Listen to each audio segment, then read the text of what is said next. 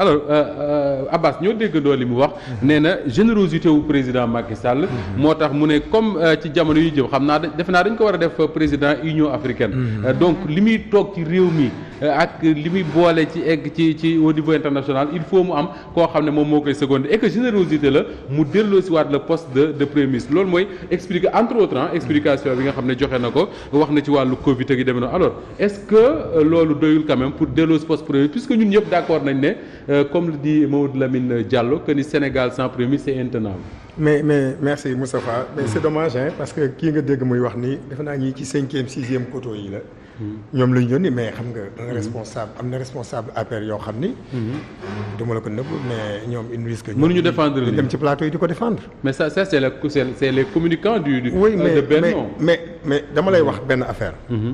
Macky Sall su xëyaatee suba ne. J'ai bien réfléchi mais je pense que le poste de premier ministre du ma ko faire revenir ñu ñëwaat soutenir loolu donc ces gens en fait dañ dem ba nawlootuñu Sénégalais yi ba nawlootuñu seen bopp on nous parle de générosité alors que nous parlons de constitution Macky Sall a changé la constitution pour éliminer le poste de premier ministre c'est pas une question de générosité il revient en conseil des ministres pour dire mais je vais encore saisir l'Assemblée nationale pour retoucher la Constitution pour faire revenir le poste de Premier ministre. Ce n'est pas une question de générosité. Mais ñoom foofu la ñu toll parce que amuñu argument. Mais qu'est-ce que Macky Sall avait dit ba mu ne dafay jëlee le poste de Premier ministre. Qu'est-ce qu'il avait dit. que ni dafa bëgg fast track maanaam. mu gaaw y a un correspondant de Walfadjri ki Ibrahima Ndiaye de Thiès qui me disait que fast track mooy fatt taraj. waaw mbiri gaaw la waxoon. mbiri gaaw la waxoon. oui le mbiri gaaw. mu dindi le poste de premier ministre. loolu c'est-à-dire que moom mooy le premier manque de respect au Sénégal parce que tout le monde sait que ni. quand on enlève le poste de premier ministre yow yaay nekk le centre de gravité de tout passe par toi et que tout le monde sait que un président de la République ses charges sont tellement énormes que amul temps di gérer ay dossiers ministériels. c'est un premier ministre qui devait gérer ça. Deuxième chose Macky Sall dafa jugee ci élection présidentielle il n'a jamais dit aux Sénégalais qu'il allait supprimer le poste de premier ministre. non. bi muy dem campagne waxuñu loolu. waxu ko mais dañoo génn ci campagne électorale pour des calculs politiques pour régler certaines questions au niveau du parti de son parti. En plus de son envie de faire un troisième mandat mu ne xaaral mu éliminer le poste de premier pour avoir la voie libre. Il s'est rendu compte maintenant chemin faisant que ni ce n'est plus possible et que au-delà des questions de diligence des dossiers wala yeneen ak yeneen loolu ça n'intéresse pas Macky Sall. Macky Sall est seulement dans les calculs politiques. Mimi Touré quand elle fut nommée premier ministre lan la waxoon. nous allons accélérer la cadence. est-ce que mës na accélérer wu. tu enlèves le poste de premier ministre ki doon wax naan damay ñëw pour accélérer la cadence nga dindi poste premier ministre ne damay def fast track donc ça veut dire que li benn waay di wax Macky Sall ne respecte pas les Sénégalais maintenant qu'est-ce qui se cache derrière. Mais dans un en fait projet de loi booy présenté au niveau du conseil des ministres lu ci ay détails juridiques tels que suppression je veux dire suppression de l'Assemblée nu mu tuddati dissolution de l'Assemblée nationale lan lay ut dans un texte bu ñuy présenté au conseil des ministres. Pourquoi dire je vais redonner à l'Assemblée donc xam na ni. oui le pouvoir de censure. Le pouvoir de sanction. Ça veut dire que donc pendant tout ce temps-là l'Assemblée nationale a perdu son pouvoir de sanction. Oui. mënatul woon censurer qu'elle n'a jamais eu d'autre façon qu'elle n'a jamais eu Assemblée nationale musul am le pouvoir de sanction. gis ngeen ko sur l'affaire ma def une petite digression. est-ce qu'il n'y a pas quelque chose de positif dans ça parce que tey ñun ñëpp Sénégal en fait ñëpp Sénégalais ñuy wax ils se rendent compte que ni premier ministre am na njëriñ. donc ñu indiwaat ko. ba pare ñun ñëpp on dit ici que ni Assemblée nationale bii ñu yor. vraiment c'est une catastrophe tas ko moo gën. là le président a la su fekkee ne li mu bëgg sotti na il a la possibilité mën a tas assemblée bi. mais au moins il y a quelque chose de positif dans ça. non il y a rien de positif mais Macky Sall est à 1 an et demi de son mandat. waaw li ko dese bëreetul. li ko dese bëreetul. qu'est-ce qu'il peut faire. c'est un aveu d'échec. au-delà du tâtonnement et des calculs politiques c'est un aveu d'échec. parce que yow yaa waxoon dama bëgg fast track. ça veut dire que il reconnaît lui-même que fast track bi mu bëggoon amatu ko. et que le poste de premier ministre devait rester en l'état. c'est ça la catastrophe c'est-à-dire que c'est comme ça que Macky Sall gère ce pays day yor benn papier am mës naa ko wax fenn bu ñëwee ba ci benn obstacle obstacle bi bu ci xamul dara au lieu que mu jëm ko franchir da koy éliminer. moom président. c'est comme ça qu'il fonctionne quand il a un problème en face de lui. bu demee ba sës j'élimine le problème j'avance. c'est ça. sa solution c'est éliminer. non c'est éliminer dama ni la suba mën na yeewu ne non j'ai bien réfléchi poste premier ministre bi c'est pas la peine que je fasse revenir. Et les Sénégalais oui. Les Sénégalais maintenant. mais ñu doon wax na Assemblée nationale amul benn njariñ mais tey la gën a ñàkk njariñ donc amul benn sens. muy utiliser donc l'Assemblée nationale le prétexte de l'Assemblée nationale pour dire daf koy joxaat son truc d'antan pour remettre le poste de mais Assemblée nationale parlons du cas des passeports diplomatiques. ana gars yi ñuy levoon seen unité parlementaire. waaw ñooñu ba léegi waxatuñ seen i mbir. déggatoo ñu wax ko. on nous sert des contre-feux li ñu doon wax léegi. il y a des gens yoo xam ni c'est-à-dire que ils ont des chèques à blanc pour faire ce qu'ils veulent te dara leen ci mujj. ñu ngi ñuy enfumer temps yi bon sur un thème peut-être dinañ ci ñëwaat. pour nous cacher les vraies questions de l'heure. Il faut faire revenir ces questions-là sur la table. Ces gens-là qui ont fait de faux passeports diplomatiques, il faut que mais la justice nous dise où est-ce qu'elle en est. Oui. Par rapport à ces gens dont on parlait tout à l'heure. Mais Sénégalais bu ne am nga droit laaj ko. Donc ça c'est du leurre, c'est du calcul politique. Et d'ici quelque temps di ngeen xam. pourquoi Macky Sall veut faire revenir le poste de premier ministre. Ramatoulaye bu ñu delloo ci les propos de waa Benno Bokk Yaakaar yi Mamadou Thiam dafa mel ne man damay noter benn genre personnalisation du pouvoir c'est-à-dire que la générosité du président alors que là on ne parle pas de Macky Sall on parle des institutions du pays un poste de premier ministre duñ ko andiwaat ci réew simplement parce que par générosité. par générosité yaa ngi koy wax sax sànq Moustapha que ñoom également ñoom ñoo ko voté woon. ñoom ñoo nar a ñëwaat également. pour projet bu ñu ko indiwaatee au niveau de l'Assemblée pour donc c'est pour dire que fi mu nekk ñoom xamatuñu fu ñuy taxaw parce que bu fekkee yow poste premier ministre bi d'ailleurs le chef de l'État waroon na xam ne également que buñ ko supprimer dina am problème parce que avec tout ce qu'il y a comme tâche yi mu war a def non seulement compte non tenu donc de son agenda international nga bëgg également nekk interface du am benn interface entre yow ak ñi nga xamante ni ñooy population bien les projets ak dossiers et tout ce serait insoutenable te la preuve ci loolu la ñu arrivé fi mu nekk nii mais non ñii nga xamante ni nag ñoom ce sont ces militants peut-être loolu la ñu mën a wax pour expliquer un peu générosité pour expliquer un peu ñoom li nga xamante ni moom la ñu doxalee woon parce que président indi na loo xamante ni moom la bëggaat ñu soutenir au niveau de l'Assemblée il faut que ñu trouver benn prétexte aussi pour mën a xam ne ni lii moo tax ñu war cee dellu si mais générosité li waa ji waxoon affaire bi dem Assemblée ñu voté ko rek te ne pat mais loolu moo fi nekk parce que ñoom nee nañu ñenn boog ci ñoom nee nañu ñoom duñu xool lépp lu leen président jox rek dañ koy voter mu jaar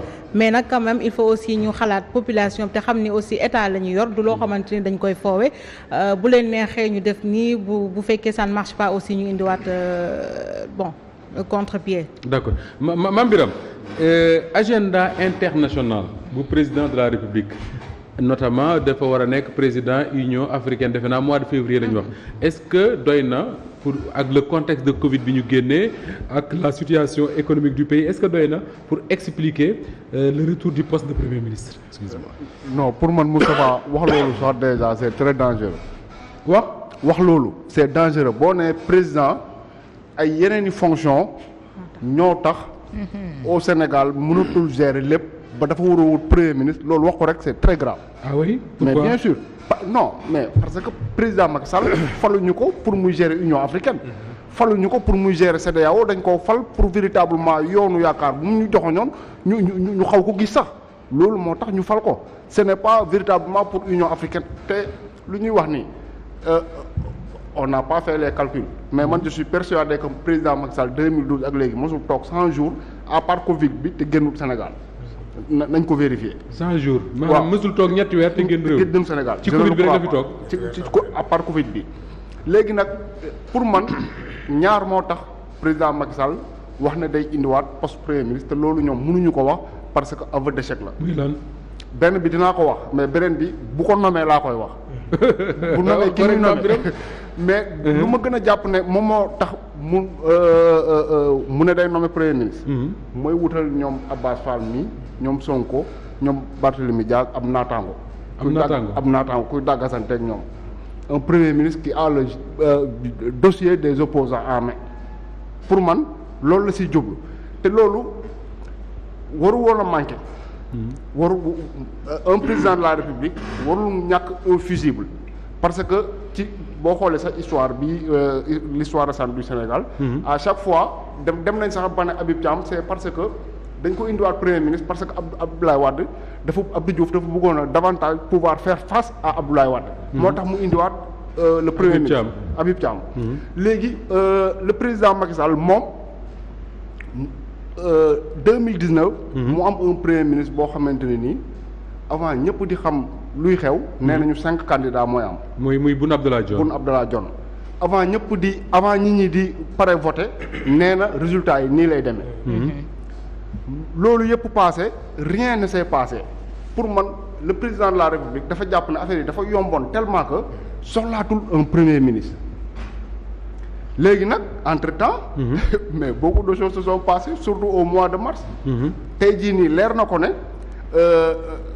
boo xoolee le mois de mars ñaata ministre ñoo def sortie Aïssata Tall Sall jaar fële une catastrophe Antoine Diome jaar fële Malick Sall jaar fële s'il y avait vérité un premier ministre nag moom du soxla muy génn parce que à un moment donné ñooñu bu ñu ratee véritablement ñëpp dañu ne président kañ lay wax du dëgg léegi s'il y avait véritablement un premier ministre surtout bu nekkee ki ma xalaat ne moom la bëgg a teg kooku véritablement du soxla muy woo comment ça s'appelle maître Malick Sall pour mu wax du soxla Aïssata Tall Sall pour mu wax parce que le premier ministre là dina mën a taxaw nekk véritablement naataango Ousmane Sonko ku sa xel di dem tout à fait léegi xam nañ ko de. léegi pour man. c'est un appel au secours bu le président Macky Sall. appel au secours. mais bien sûr parce que dem na ba xam ne à lui tout seul affaire bi yomboon na ci moom en 2019 mais tey jii nii leer na ko ne véritablement su amul un premier ministre. surtout mais est-ce que am un premier ministre dina changer quoi que ce soit dans ses rapports avec ñoom Abass Fall ñi l'opposition radicale comme on dit est-ce que cela veut dire que ni suba bu fekkee ne nommé na Pape Mokhtar premier ministre ñoom Abass dootuñu tudd Macky Sall Pape Mokhtar la ñuy wax est-ce que noonu la war a demee. en tout cas chez nous notre seul interlocuteur. reste Macky Sall. Quel que soit le nom du premier ministre. quel que soit lu mu fi indi. ça au moins c'est clair. quels que soient les problèmes qu'il veut régler à travers ça. allez-y ma xam nga moom Macky Sall il a l'expérience. parce que quand en 2004. bi ñu nee dañuy déséquiliser Sénégal. oui moom la Abdoulaye Wade tegoon. yaa ngi rappelé wu. muy seet ruq bu nekk ku fa nekk am lu xeeñ Idriss Seck. très bien le rapport IGE mu jël yóbbu ci comment dire les ambassades et cetera. méridien président la mais loolu bu mu amee. à un moment donné. nit ñi face à face bi ñu doon waxati c'est Idriss Seck Macky Sall. léegi Abdoulaye Wade moom ci ginnaaw il a pu bi mu demee ba affaire bi arrangé ko mu revenir pour wax ne Idriss Seck mi ngeen doon jiiñ lii ak lii defu ko te je pense que ne bu nekkuloon instant amoon na un premier ministre boo xamante ne nii mu ngi koy defante ak Idriss Seck sur le terrain. moom il n'aurait pas pu revenir après à quelques jours des élections pour recevoir Idriss Seck. ne day jubóog moom donc pour man véritablement appel au secours boobu. donc si j'ai bien compris le président veut se mettre au-dessus du lot. il cherche à se protéger plutôt. Voilà. Pape Makhtar Diallo. waaw Moustapha. c'est intéressant parce que bon voilà poste premier ministre man je me disais depuis mercredi que ni ñun ñëpp dañoo war a tàcc parce que bon on revient à l'orthodoxie c'est très bien mais là je vous entends parler j'ai l'impression que pour yéen dara baaxul. c'est de la politique. c'est de la politique point. mais man Moustapha man ba ñu supprimer poste premier ministre dama ni bon. amul lu changer parce que poste premier ministre en réalité ay dépenses la woon yu inutile. loolu lañ doon wax loolu lañ doon wax. waaw non man sax loolu laa wax. parce que dama ni ñu supprimer ko moo gënoon parce que ñiy continuer di entretenir benn premier ministre boo xamante ni daf ñuy coûter cher alors que du def dara benn simple exécutant la am na fu muy toll sax ci ay négociations syndicalistes sax dañuy naan nekkatul seen interlocuteur.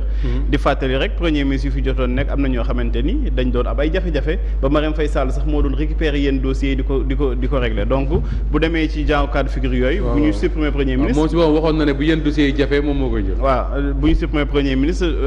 gisuma ci lu dramatique maintenant gis nga président Macky Sall buñ ko en tout cas man du ma ko sous-estimer parce que ku xarañ la ci politique benn fan yii yëpp ñu ngi doon waxtaanee waxu Barthélémy Diaz ak kii waxu ku jege ki ñooñu.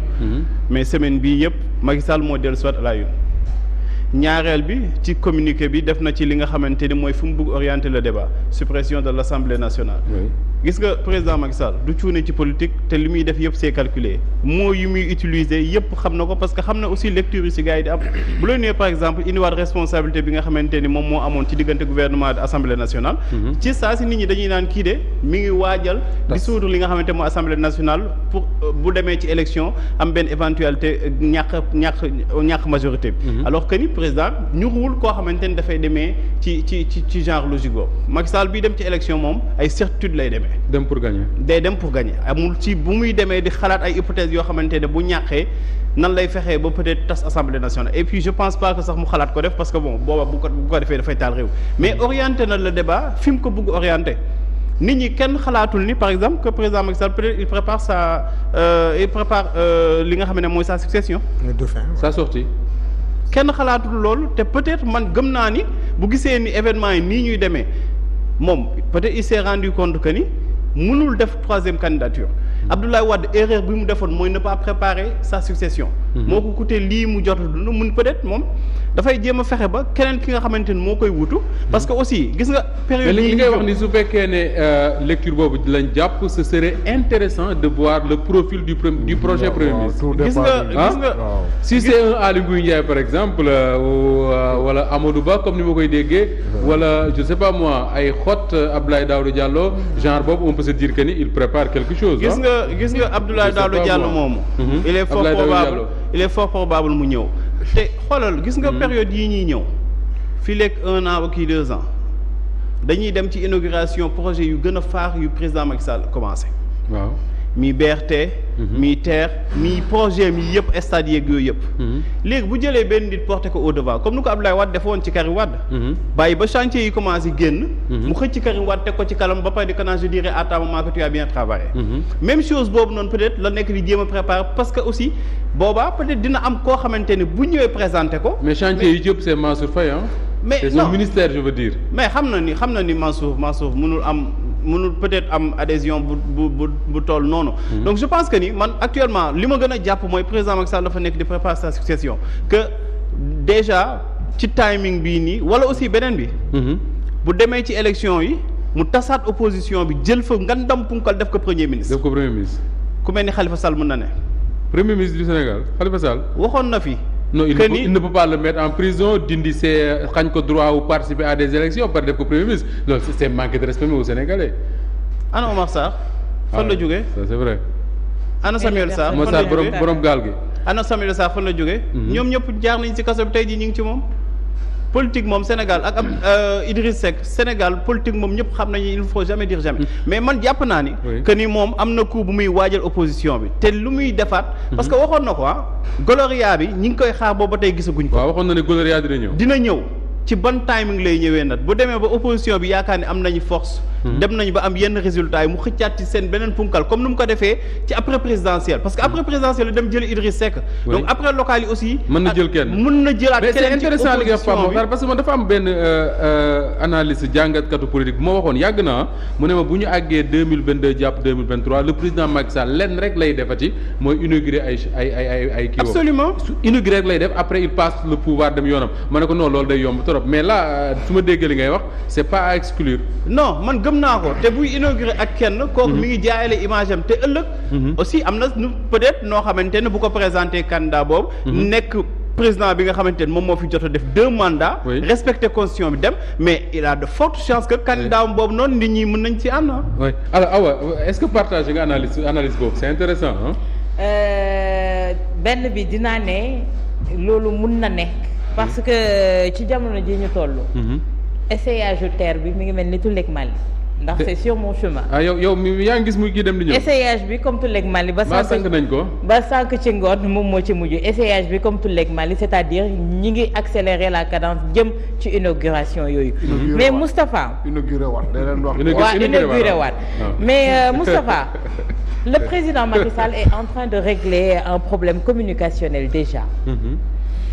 ñiy wax générosité dama leen di renvoyer waat ci dictionnaire générosité ci lan da ngay yéwén ci law moom. dëgg la. tey jii chaque jour je le dis et je le répète constitution dafa war a nekk lu sacré. wax ma ban président moo fi jël constitution bi mel ni ku ko def ci sa paan di jàmbab sa buy amul. sous l'ère Macky Sall tripatouillage à volonté de notre constitution. Chaque jour je donne l'exemple des États-Unis la constitution c'est comme une religion amul ku koy laal Trump mi nga xamante ne moo gën a 15 ñëpp sañu koo laal kon mu mel ni ñun ñoo dese am ñoo xamante ne c'est des républicains lay wax c'est des patriotes ñoo xamante ne gëm nañu li nga xamante ne moom moo di seen réew ndax constitution quand même moo lay may sart ndeyu réew mi nga teg ko foo xamante ne di nga koo def teg ay canevas yoo xamante ne. mais est-ce que du loolu mooy le fort du président Macky Sall je veux dire en termes de communication politique c'est-à-dire il pose un problème qui appelle une réflexion de fond par exemple li Awa Diop wax nii fooye gi ñuy fooye constitution bu Sénégal mais là les gens ne parlent pas de ça ñi ngi nekk moom laa doon maam Birame léegi. kan lay nommer lan la ci jubloog dafa bëgg a dissoudre assemblée bu ñu demee local mën na xëcc ci goulerie yaag yu demee noonu.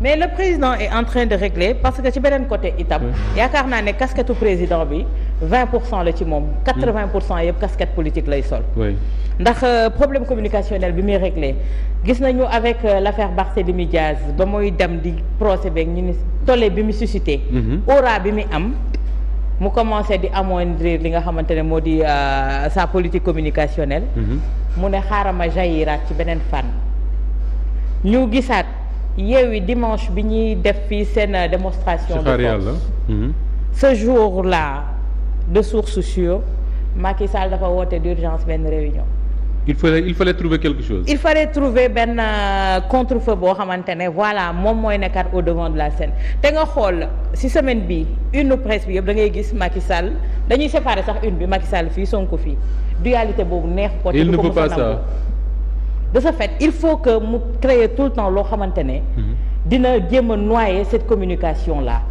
te moom dafa am problème pour ses communicants comme je dis tout le temps il a des attachés de presse mais il n'a pas de communicants loolu moom mooy erreur bi te chaque fois soo génnee defe ne da ngay wax loo xamante ne day defar mu wax loo xamante ne tey day yàq li nga xamante ne moo di. parce que là sincèrement moi je sais pas je juge pas mais je crois qu'on pourrait trouver autre chose que c'est de la générosité.